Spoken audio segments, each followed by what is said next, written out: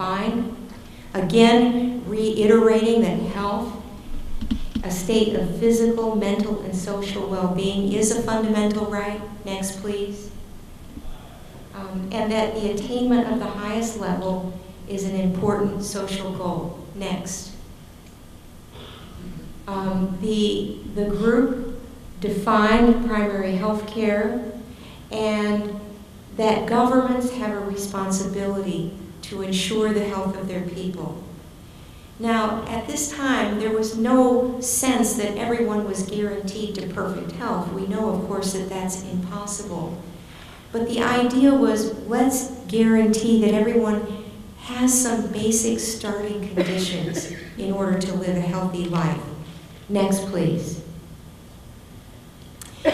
More recently, the countries of the world, United Nations, came together to talk about the Millennium Development Goals, the goals of all world governments for the next 100 years. And we're in the new millennium now.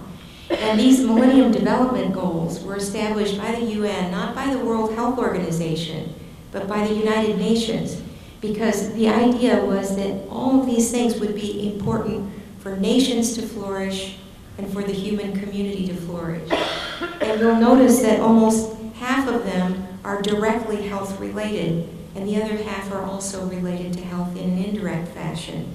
And so, of course, health is fundamental to human well-being, societal well-being, and global prosperity.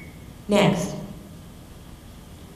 So, we have a lot of things going on in the world, and we don't have time to get into them today, but we have demographic trends that we have more people than ever before. People are living longer.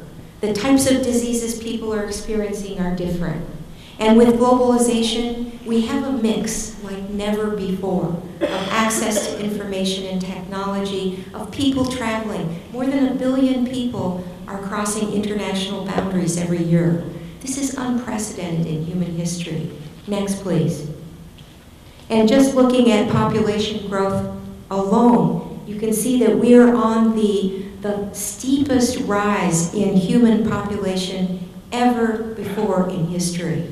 So we are in the midst of this enormous increase in the number of people, partly because of the success of healthcare, of medicine, science, and being able to create conditions for people to live longer and better.